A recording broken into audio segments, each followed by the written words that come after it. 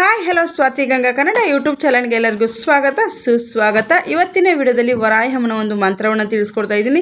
ಈ ಒಂದು ಮಂತ್ರವನ್ನು ಯಾವ ಕೆಲಸಕ್ಕೋಸ್ಕರ ಹೇಳಬೇಕನ್ನೋವಂಥದ್ದನ್ನು ಕೂಡ ನಿಮಗೆ ಈ ವಿಡಿಯೋದಲ್ಲಿ ತಿಳಿಸ್ಕೊಡ್ತೀನಿ. ಎಷ್ಟು ಬಾರಿ ಹೇಳಬೇಕನ್ನೋದನ್ನು ಕೂಡ ಈ ವಿಡಿಯೋದಲ್ಲಿ ತಿಳಿಸ್ಕೊಡ್ತೀನಿ. ವಿಡಿಯೋ ಇಷ್ಟ ಆಗ್ತಾ ಇದ್ದರೆ ಲೈಕ್ ಮಾಡಿ, ಶೇರ್ ಮಾಡಿ, ಸಬ್ಸ್ಕ್ರೈಬ್ ಮಾಡಿಕೊಂಡು ಸ್ವಾತಿ ಗಂಗಾ ಕನ್ನಡ ಯೂಟ್ಯೂಬ್ ಚಾನಲ್ಗೆ ಎಲ್ಲರೂ ಸಪೋರ್ಟ್ ಮಾಡಿ ಅಂತ ಹೇಳಿ ಕೇಳ್ಕೊಳ್ತೀನಿ.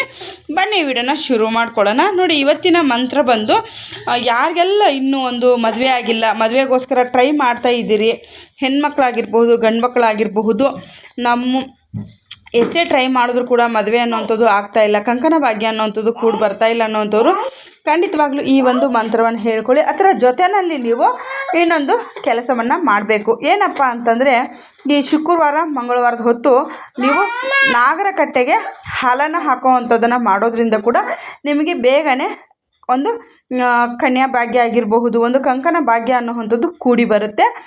ಶುಕ್ರವಾರ ಮಂಗಳವಾರ ಒಂದು 6 ಶುಕ್ರವಾರಗಳನ್ನು ನೀವು ಖಂಡಿತವಾಗ್ಲೂ ಆ ರೀತಿ ಹಾಲು ಹಾಕಿದ್ದೇ ಆದರೆ ನಿಮಗೆ ತುಂಬ ಅಂದರೆ ತುಂಬ ಒಳ್ಳೆಯ ಒಂದು ಫಲಗಳನ್ನೋವಂಥದ್ದು ಸಿಗುತ್ತೆ. ಜೊತೆಯಲ್ಲಿ ವಾರಾಹಿಯ ಮಂತ್ರವನ್ನು ಹೇಳ್ಕೊಳ್ಳೋದ್ರಿಂದ ಕೂಡ ನಿಮಗೆ ಬೇಗನೆ ಒಂದು ಮದುವೆ ಅನ್ನೋವಂಥದ್ದಾಗುತ್ತೆ. ಏನೇ ಒಂದು ನಿಮಗೆ ದೋಷಗಳಿದ್ರೂ ಕೂಡ ಆ ದೋಷ ಅನ್ನೋವಂಥದ್ದು ಪರಿಹಾರವಾಗುತ್ತೆ.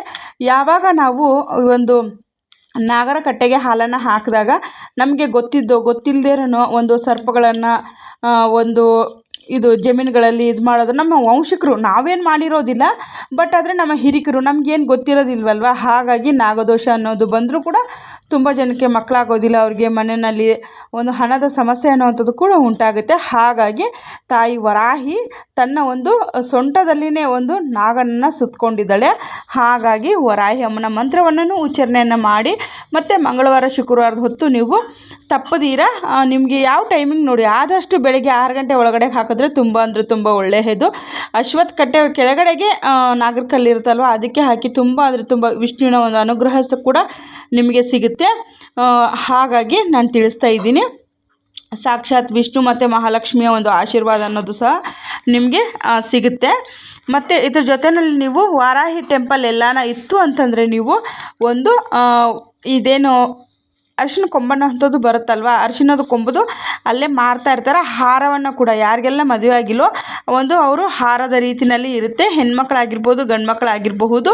ಶುಕ್ರವಾರ ಮಂಗಳವಾರ ಅಮಾವಾಸ್ಯೆ ಪೌರ್ಣಮಿ ಅಷ್ಟಮಿ ಪಂಚಮಿ ಈ ದಿನಗಳಲ್ಲಿ ನೀವು ಒಂದು 3 ಅಥವಾ 5 ಒಂದು 9 ಈ ರೀತಿಯಾಗಿ ನೀವು ಅರಿಶಿನ ಕೊಂಬಿನ ನಿಮ್ಮ ಮನೆಯಲ್ಲೂ ಮಾಡಿಕೊಂಡ್ರೂ ಕೂಡ ನಡೆಯುತ್ತೆ. ಹಾಗಾಗಿ ಬೆಸ ಸಂಖ್ಯೆಯಲ್ಲಿ ನೀವು ಮಾಡ್ಕೊಳ್ಬೇಕಾಗುತ್ತೆ. 5, 9, 11, 16 ಈ ಥರ ಬರೋ ರೀತಿಯಲ್ಲಿ ನೀವು ಬೆಸ ಸಂಖ್ಯೆಯಲ್ಲಿ ಬರೋ ರೀತಿಯಲ್ಲಿ ನೀವು ಈ ಒಂದು ಅರಿಶಿನ ಕೊಂಬಿನ ಹಾರವನ್ನು ಎತ್ಕೊಂಡು ಹೋಗಿ ಹಾಕಬೇಕಾಗುತ್ತೆ. ಎಂಥದ್ದೇ ಒಂದು ತುಂಬ ವರ್ಷದಿಂದ 5-6 ವರ್ಷದಿಂದ ಟ್ರೈ ಮಾಡ್ತಾಯಿದ್ವಿ, ಎಷ್ಟೋ ಒಂದು ವರ್ಷದಿಂದ ನೀವು ಟ್ರೈ ಮಾಡ್ತಾಯಿದ್ವಿ ಅಂದರೂ ಕೂಡ ನಿಮಗೆ ನೀವು ವಿತಿನ್ 3 ಮಂತ್ಸಲ್ಲಿ ನಿಮಗೆ ಮದುವೆ ಅನ್ನೋವಂಥದ್ದು ಸೆಟ್ ಆಗುತ್ತೆ.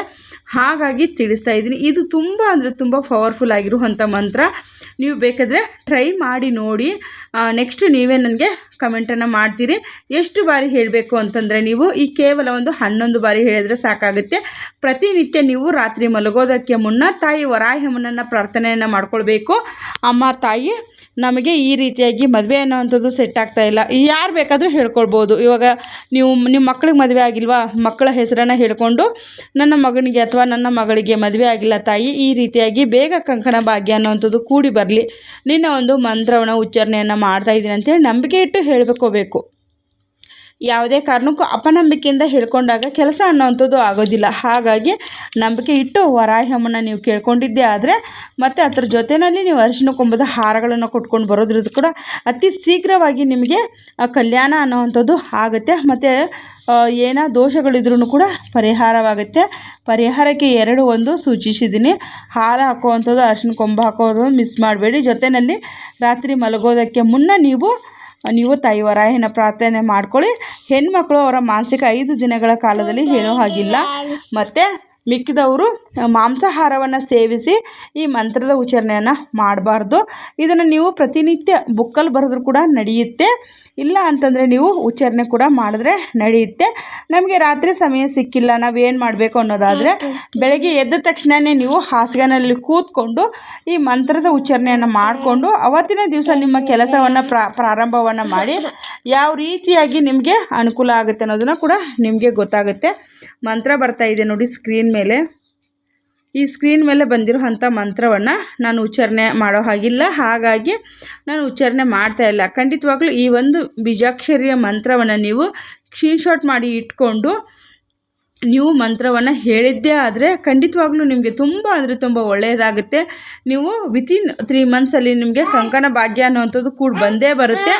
ತಪ್ಪದೀರ ನೀವು ಈ ಒಂದು ಮಂತ್ರವನ್ನು ಹೇಳ್ಕೊಳ್ಳಿ. ನಿಮಗೆ ಒಂದು ಏನೇ ಒಂದು ದೋಷಗಳಿದ್ರೂ ಕೂಡ ದೂರವಾಗುತ್ತೆ. ಮತ್ತು ಯಾರಿಗೆಲ್ಲ ಇನ್ನೂ ಏನಾನ ನಿಮ್ಮದು ಜಾತಕದಲ್ಲಿ ಏನಾನ ದೋಷಗಳಿದ್ರೆ, ಏನಾನ ಪ್ರಾಬ್ಲಮ್ಗಳಿದ್ರೆ ಖಂಡಿತವಾಗ್ಲೂ ಕಮೆಂಟಲ್ಲಿ ಬರೆದು ತಿಳಿಸಿ. ತುಂಬ ಜನ ಮಂತ್ರ ಅದಕ್ಕೂ ಇದಕ್ಕೂ ಅಂತ ಇದ್ದರೆ ನಾನು ತುಂಬ ಎಲ್ಲ ಒಂದು ಸಮಸ್ಯೆಗಳಿಗೂ ಕೂಡ ಮಂತ್ರವನ್ನು ಹಾಕಿದ್ದೀನಿ. ನೀವು ವಿಡಿಯೋನ ಚೆಕ್ ಮಾಡ್ಕೊಳ್ಳಿ, ಆವಾಗ ನಿಮಗೆ ಯಾವ ಮಂತ್ರ ಅನ್ನೋದನ್ನು ಕೂಡ ತಿಳಿಯುತ್ತೆ. ನನಗೆ ಯೂಟ್ಯೂಬ್ ಎಷ್ಟು ಲಕ್ಷ ಪೇಮೆಂಟ್ ಬಂತು ಅನ್ನೋದನ್ನು ಕೂಡ ನಾನು ತಿಳಿಸಿದ್ದೀನಿ. ಅದನ್ನು ಕೂಡ ವಿಡಿಯೋನ ನೋಡಿ ಆವಾಗ ನಿಮಗೆ ಗೊತ್ತಾಗುತ್ತೆ ನನಗೆ ಎಷ್ಟು ಬಂತು ಅಂಥೇಳಿ. ನಾನು ಕೂಡ ಅಷ್ಟೇ ವರಾಹಿ ಅಮ್ಮನ ಮಂತ್ರಗಳನ್ನು ನನ್ನ ಒಂದು ಏಳಿಗೆಗೋಸ್ಕರ ಕೂಡ ನಾನು ಆ ಒಂದು ಮಂತ್ರವನ್ನು ಉಚ್ಚಾರಣೆಯನ್ನು ಮಾಡಿಕೊಂಡು ವಾರಾಹಿ ತಾಯಿಯನ್ನು ಆರಾಧನೆ ಮಾಡಿಕೊಂಡೇ ಬರ್ತಾಯಿದ್ದೀನಿ. ಜೊತೆಯಲ್ಲಿ ನಿಮಗೂ ಕೂಡ ವಾರಾಹಿ ಬಗ್ಗೆ ತಿಳಿಸ್ಕೊಡ್ತಾ ಇದ್ದೀನಿ. ವಾರಾಹಿ ಅಮ್ಮನಿಗೆ ಸ್ನಾನ ಬೇಡ, ಪೂಜೆ ಬೇಡ, ವ್ರತ ಬೇಡ, ಉಪವಾಸ ಬೇಡ, ಏನು ಬೇಡ. ಮನಸಾರೆ ಅಮ್ಮ ಅಂತ ಕರೆದ್ರೆ ಸಾಕು, ತಾಯಿ ನಿಮ್ಮ ಬೆನ್ನ ಹಿಂದಿನೇ ಬಂದು ನಿಮ್ಮನ್ನು ಕಾಪಾಡ್ತಾಳೆ.